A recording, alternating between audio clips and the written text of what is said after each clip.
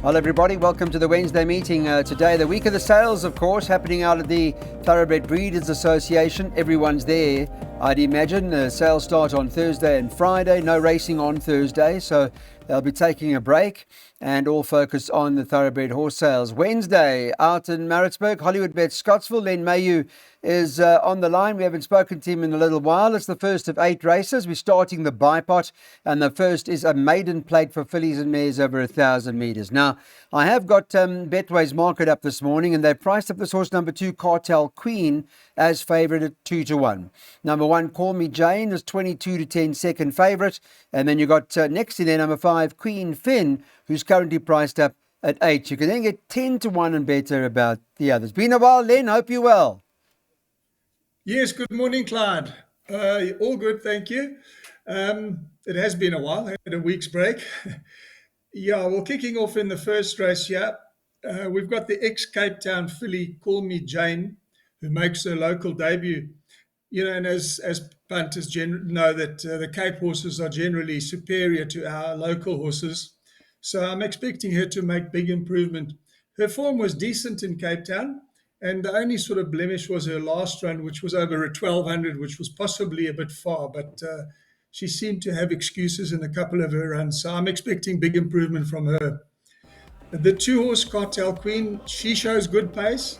And, she's only raced over the 1200. Now she's coming back to the 1000, which I think will be in her favour.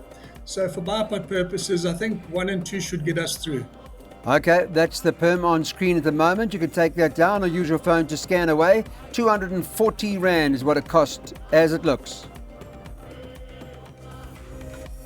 On to the second race on the card we go now, maiden class field, and they go over 1,200 metres. In this particular market, let me give you an idea as to what happened this morning. Number 2, Flying South, favourite at 12-10 for the Glen Cotson stable. Chad Little is the pilot. Second choice, number 1, Peace Rose, who's priced up at 22-10. And then you can get 5-1 about number 4, Gorgeous Cape. Just after that, it's 8-1 and better about the balance. Thought perhaps those two would fight it out, Peace Rose and Flying South. I mean, appear to be the obvious two, but maybe preference for this favourite, Flying South, who's probably ready to win now, Len. Yes, Cloud. Look, she was a costly last time with her. She was a very short price favourite and got beat, but she's only been pipped in her last 2 runs. And today, trainer Glen Cotson is trying the blinkers on her, and I think this could make the difference. Although, she's coming back to a 1200, but I don't think that's going to make a difference to her. So, yes, and the obvious danger is the 1-horse Peace Rose. So, as you say, I would say these two should dominate the race, but I'm siding with Flying South. Okay, Flying South, that's the one to beat, yes. She has the lens quite right, beaten her last 2. She does come back into a 12 from a 14 to a 1200 now. And Chad Little's on her. Hopefully we'll get her home for us. So banker 2 in the PA in the first leg, banker 5 in the second leg. And then we've got a few horses in each leg after that. On to race number 3 now. This is a handicap. It's at the class 3 level and it runs at 10-2. Idea from Betway, they say that number 1, Dawn Till Dusk, tops the boards at 18-10. 5, Uswano, second choice at 5-2. 3, Forward Motion is trading 11-2. 11-2 for Bacchus. And 6, Turpitz also is trading, well, that's 8-1. And then it's 14-1 about number 2, Burning Man. All runners quoted in the market. Interesting race, I suppose. There would be some interest in the Gauteng horse, that Bacchus, who, at one stage of his career, they thought they got something really very good. What is your take on him and what's your fancy? Clyde, look, there are a couple with chances here, but, the 5-horse Uswana, I mean, he's in great form at the moment. He's won 4 of his last 6 races. And, I mean, he's won 3 in a row now, and he just keeps getting better and better. So I don't see any reason why he can't make it 4 in a row. The obvious danger is the 1-horse, Dawn Till Dusk. Then you've got to respect the filly with her lightweight forward motion. And of course, as you said, the Joburg horse, Bacchus, he did show a lot of potential early on. but he's just become a bit erratic lately. So I'm not quite sure what we're going to get. But he certainly does have the ability and is one to include in bigger perms. But yeah, I've gone with the 4 horses here in the as you can see in the pick 6. Okay, thanks for that, Glenn. 1, 3, 4, 5, they are all included. Rachel Vinniker's taking the 1.5 off the back of number 4 Bacchus, but those all 4 have to go in Len's pick 6. That costs 2,160 Rand or 216 Rand for 10%. Maiden class field, 1,600 metres. This is the start of the jackpot. 25 past 2 is the off time. And number 1, Cassandra, is favourite this morning at 13 to 10. Glenn Cots and Chad Little, they'll be hoping for a big day. 8, the Gautengos in Quinquezi. Clinton Binder brings it in 9 to 2 with Calvin Habib on board. 10, Miss Twinkle, is 5 to 1. And 8 to 1 about an unraced horse, number 9, Curious Girl. The comment I read was that doesn't show a lot of speed, and they've entered her into this particular event over the mile, and they're hoping that she starts off her career on a promising note. And after Curious Girl in the betting, it's 14 to 1 and better about those already quoted. So can we get Cassandra home, Len? Clyde, she looked, she was possibly a little bit out of her depth last time in open company. And she also they tried the blinkers on her last time as well. And she didn't look to be too comfortable in running. She wasn't disgraced, only beaten 5 lengths. But today the blinkers come off. And I do think she's definitely the one to beat. She ran a good race here previously at Scottsville, only going down narrowly to Opera Fan. The Harveld Visitor in Quinquezi had very consistent form before her last run. So if you ignore that run, she's got to come into this race with a good chance. And then the 10 horse Miss Twinkle, she's only had the 2 runs and is improving steadily. So she's got to be the next best.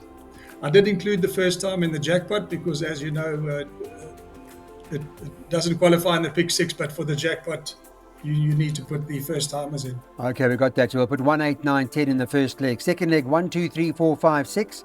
Third leg, 1, 3, 6, 8, 11. And at the back, 2, 3, and 8.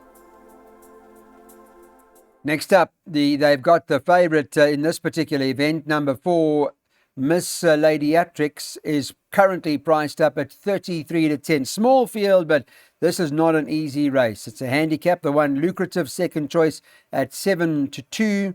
2 Convocation this morning, 7 to 2. So is number 3, Russian Doll, all the same. The 6 Captain's Christie also, what's at 9 to 2. And then you can get 16 to 1 about the other Jean Doc, the outsider in the race. All right, Len, so we'll keep them up the straight over here. And I would imagine, as we saw already, you've got quite a few horses in here. Want to just break it down for us? Yeah, Clyde, to me, it's the most competitive race on the card with all 6 runners capable of winning. So I've included all of them. Really, I don't know. There's just so little between them to try and choose a winner.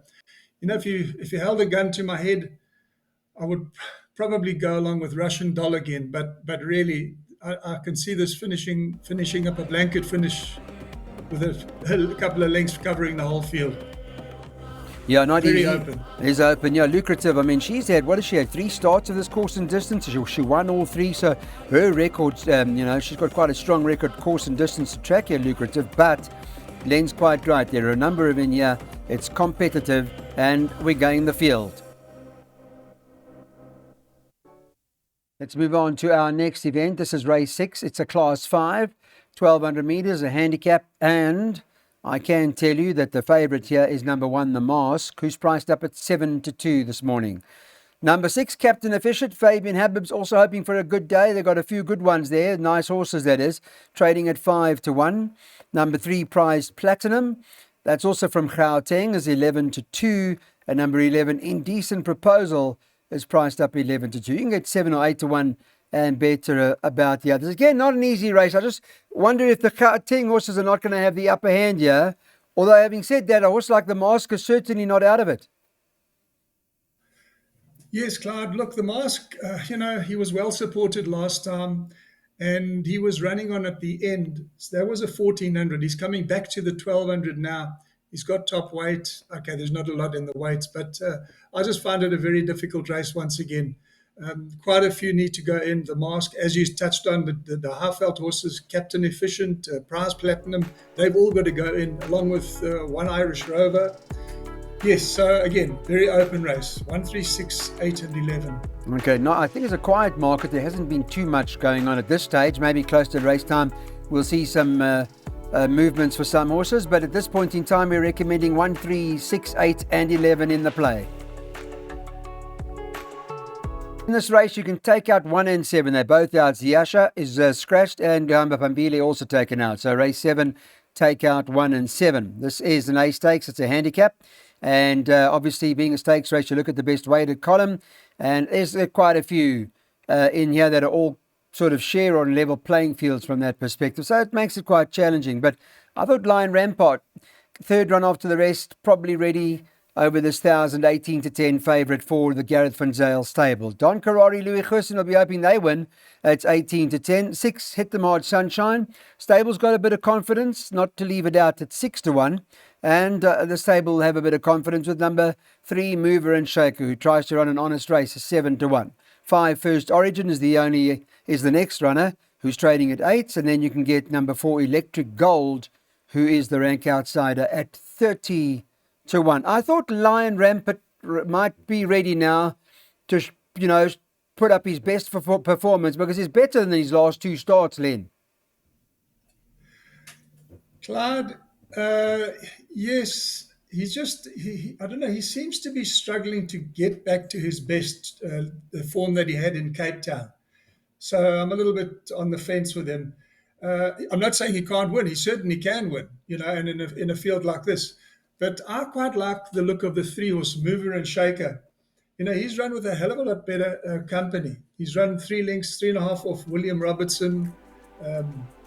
Horses like Thunderstruck. I know his form at the moment is not great, but if he just comes back to his best, he can win a race of this nature. And he's an out-and-out 1,000-metre specialist. All 5 of his wins have come over this distance. So I really do think he's going to run a big race. Then, obviously, one needs to respect Don Carrari with the lightweight, and then the other one is Hit Them Hard Sunshine. But I think a good each-way bet, Mover Shaker. Okay, interesting. Mover Shaker is Len's choice for Fabian Habib. Rachel Venica riding. Our recommended play each way, Mover Shaker. And in exactas, we're boxing 2, 3, and 8.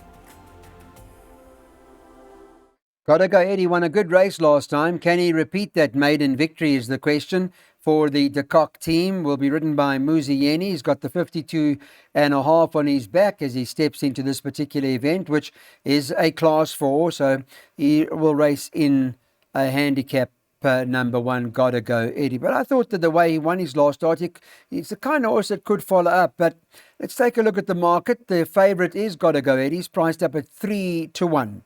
6, Tommy Shelby, second choice at 7 to 2. Another Fabian Habib horse, 3, El Ray Vien, is priced up 11 to 2. 7 to 1, the 5, French Trip, and the 9, Chill in the Air, who's priced up at 8 to 1. It's 10s and better the balance. Len, okay, take it away for us. I thought Gotta Go Eddie, I wouldn't be surprised to see him follow up, but there are a few in here. Particularly with particular reference to a horse like Tommy Shelby, he'd have a chance. Clyde, it's never easy coming out of the maidens and then backing up, and the horse that he beat last time, Take Your Best Shot, he's also had quite a few places. He's struggling. But in saying that, he did show he showed improvement over the extra distance, and perhaps this distance will suit him even more. I'm with the Tommy Shelby. I'm in the camp of Tommy Shelby. He beat a very good sort last time in Copper Eagle. So he's won his last 2, and he's an improver. So I really do think he's the one to beat. I've got to respect El Ravian, although he does probably prefer Gravel. He's a strong front runner, and you know what you're going to get. He's going to be in front, and he's going to make them, he's going to say, you come and get me. But my first choice is Thomas Shelby from El Ravian. Okay, the 6, Tommy Shelby's our floater. And we're doing that with all of 1, 3, 4, 5, 8, 9 and 10. That trifecta will cost 126 Rand. No racing Thursday. We're at the sales at the Thoroughbred Breeders Association at Gosforth Park. Friday we're back with more action with a full team. Thanks for watching.